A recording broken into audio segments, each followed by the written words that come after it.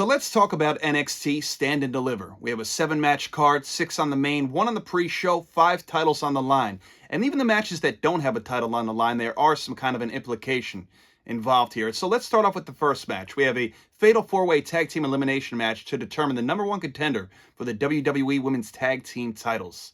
Now, these 4 teams start off as followed: Metaphors, Lash Legend, Jakara Jackson; Fatal Influences, Fallon Henley and Jacy Jayne; Gigi Dolan, Tatum Paxley; and then finally, to round this out with the 4th team, we have Roxanne Perez and Cora Jade.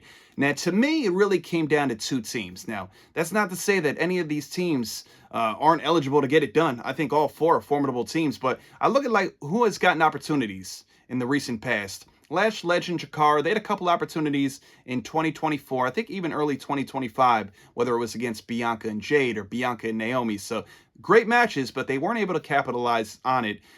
Look at Fatal Influence. I don't recall them having a tag title opportunity, but that being said, Fallon Henley, she lost her NXT North American title a couple of months ago to Stephanie Vaquer, and Jacy Jayne. It's not so much that they can't get it done. Jacy Jayne's won the tag titles a couple times with Gigi, ironically, when they were with Toxic Attraction. But Fallon and Jacy, I just feel like they're not on the same page these days, much like Roxanne and Cora. They're very hot and cold as well. So I guess by process of elimination, I'm going to go with Tatum Paxley and Gigi Dolan getting the job done here. It's going to be a great match, but I'm going with Tatum and Gigi. Let's go to another women's match where we have a ladder match for the vacant NXT Women's North American Championship. Now, we have inaugural champion Kalani Jordan in this match. Nobody does it like Lani, right? We have Zarya, Sol Ruca, which Kalani and Sol were actually in the final for that inaugural NXT North American title, I believe, last year at Battleground, something around there. Izzy Dame, Lola Vice, and the returning Thea Hale. Now, I know for a lot of people, Thea Hale seems to be a popular choice. Kind of got that momentum coming back with a nice win to solidify her spot in this match on Tuesday.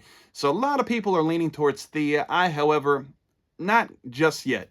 Zarya, very popular. She's got the brute strength. She's got a great look as well. So, and a lot of people might say that she's due for some gold by now as well.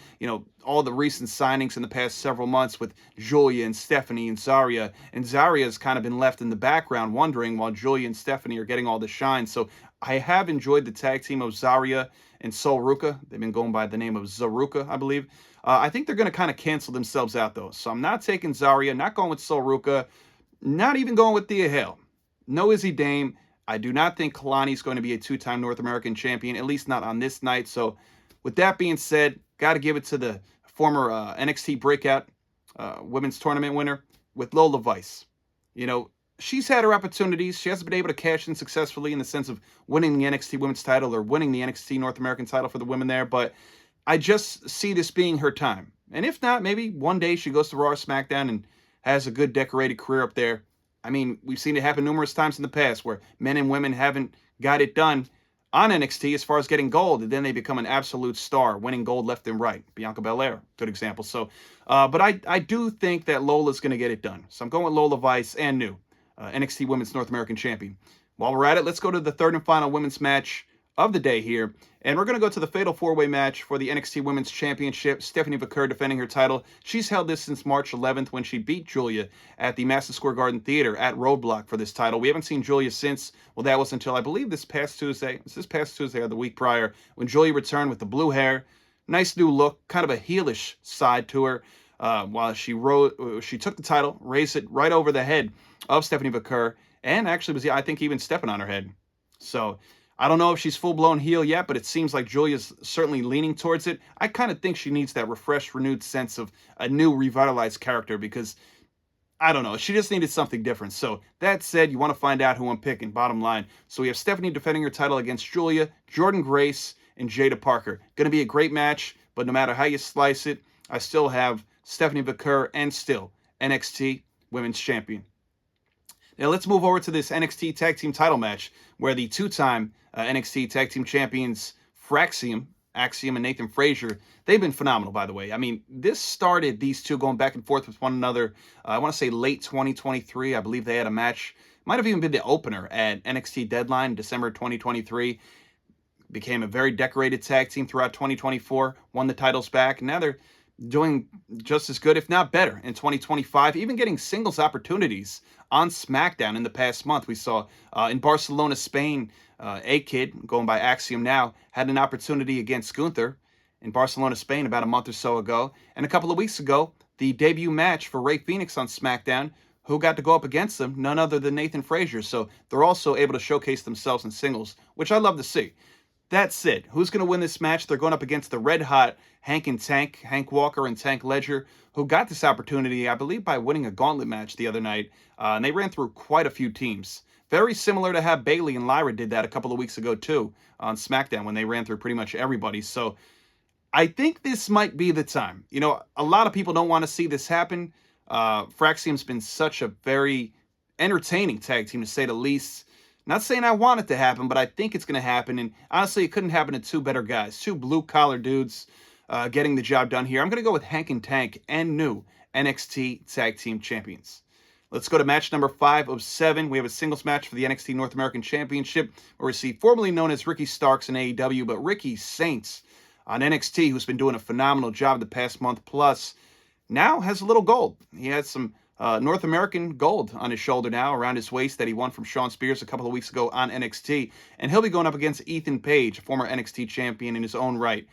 This is going to be a great match. I'm looking forward to it. I think it's going to be fantastic, but I got to go with Ricky Saints, and still. Not just because he only won the title a couple of weeks ago, but I just think he's going to come out the better man, the bigger and better man, the babyface getting the win here. Now let's get to this match. Number 6, it's going to be a very controversial situation once I get through to this.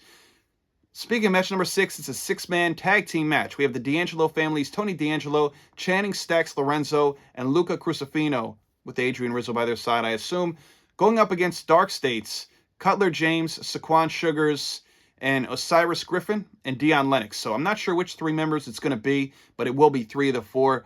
This is going to be a fantastic match. Dark States really established their dominance outside, especially, and inside the ring over the past couple of months. I'm going to go with Dark State getting the job done here. Now, I say that because, not just because they're new, but because I think there's a problem from the inside on the D'Angelo family's behalf.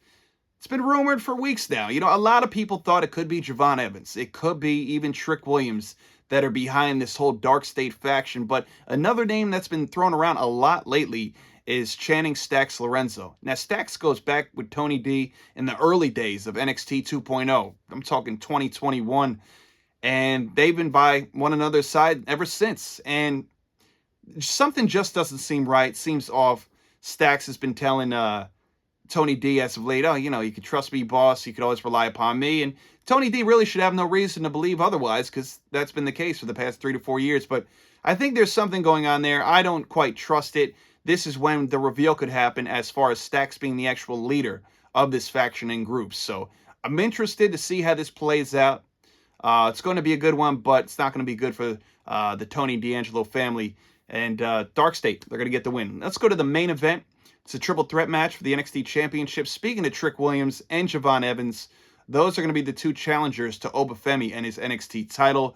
Trick Williams, a former NXT champion as well. This is going to be great, guys. It's going to be nothing short of great. I do think, with all that being said, as many great moments and highlight reels we're going to see throughout the course of this match, I think Obafemi is just going to get it done. Bottom line, that's it. So, and still NXT champion Obafemi. And collectively, those are my predictions for NXT Stand and Deliver. Now, could we see a return during this show, a debut, some kind of a surprise? Perhaps. I mean, it would be surprise enough to see Stacks turn on Tony D and be the new leader at Dark State. So to me, that's enough unto itself. Another shocking surprise would be if Hank and Tank get the job done. Because as good as they've been as of late, I mean, Fraxium have been fantastic for the better part of a year and a half, and just been so enjoyable to watch. It's going to be very bittersweet when they eventually go their separate ways, whether that is on NXT or they get drafted in a month or so to Raw and SmackDown, maybe separately doing their things. And, you know, we got to see them both, like I said earlier, showcased on SmackDown the last month, where we got to see Axiom go up against Gunther and get to see Rey Fenix go up against Nathan Frazier. So we'll see what happens, but nonetheless, it's going to be a great show. Looking forward to it. And stick around, because I'm going to have my predictions for you guys for tonight's Night 1 of WrestleMania 41 in Vegas at Allegiant Stadium. Thank you again for tuning in. checking out the Turnbuckle Topics predictions here for NXT Stand and Deliver. And if you haven't already, go ahead and hit that subscribe button, subscribe to the channel, hit the thumbs up on this video, hit that like button, and I'll catch you next time.